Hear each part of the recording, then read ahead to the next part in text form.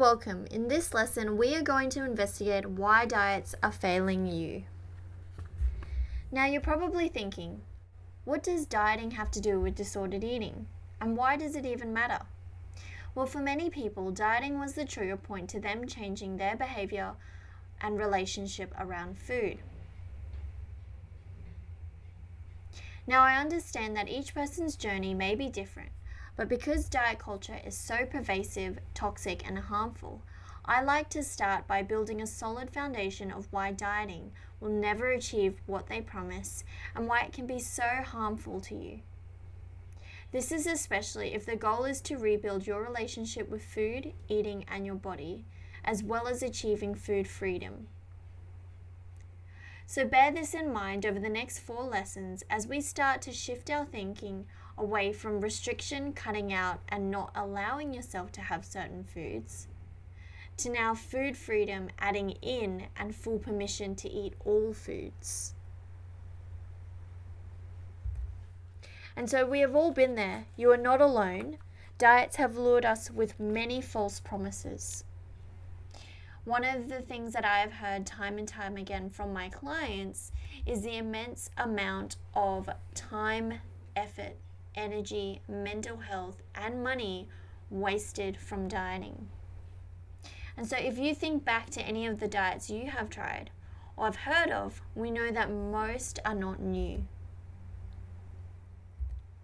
They have just been repeatedly rebranded and marketed, some from 200 years ago. And so this may be why the global market is worth over $400 billion, because it is easy to sell a product or plan when they have been designed to fail us. And so what does this mean? Because no one was born knowing what a diet is or hating our bodies. Well, there is this perfect storm that is happening. On one hand, you have a society accepting and promoting an unattainable ideal body. And this is branded across beauty standards, marketing, social media, the entertainment industry. And so seeing these visuals can trigger a core belief within us, whether that be insecurities, self-criticism, judgment, feelings that we have failed or are not worthy enough. And then the diet industry has offered a perfectly curated solution with false claims and fast results. And this is packaged into a shiny new diet. And so it is the culmination of these 3 things that makes us want to start dieting. And what can happen is that this then triggers diet cycling.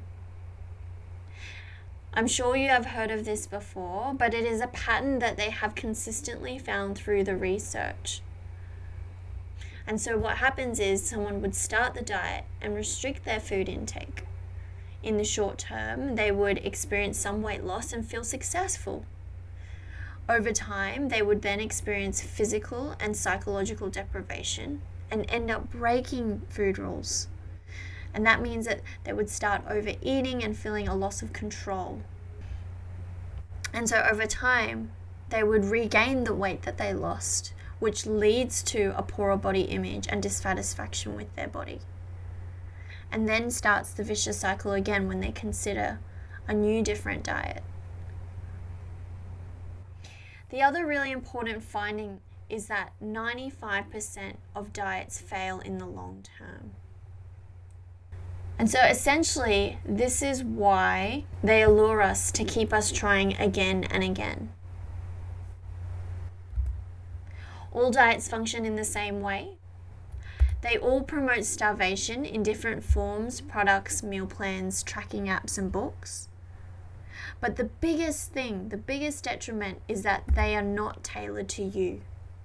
They are not specific to you, and it is a one-size-fits-all approach.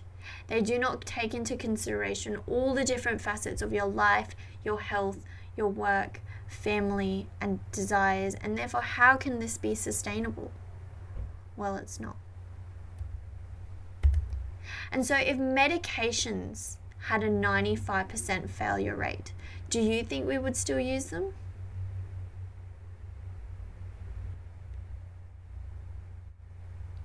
And so let's take a further look at the research. What do we actually know?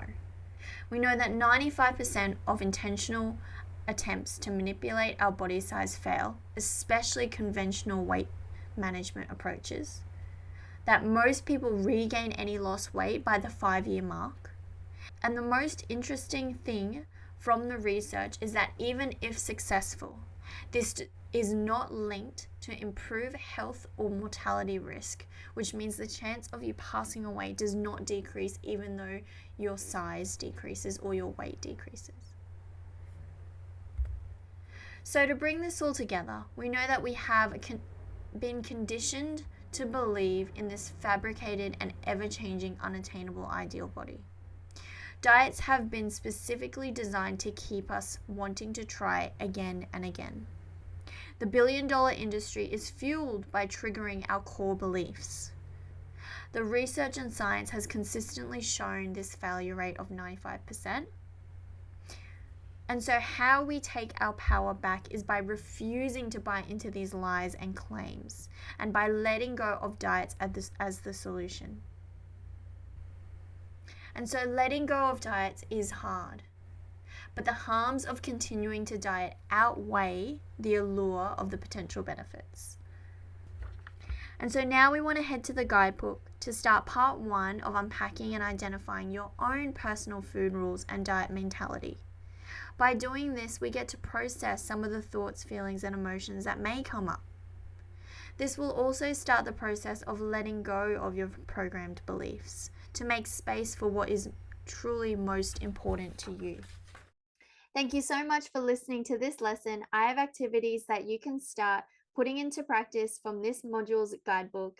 And remember to please like, subscribe, or share this video with others who may find it helpful.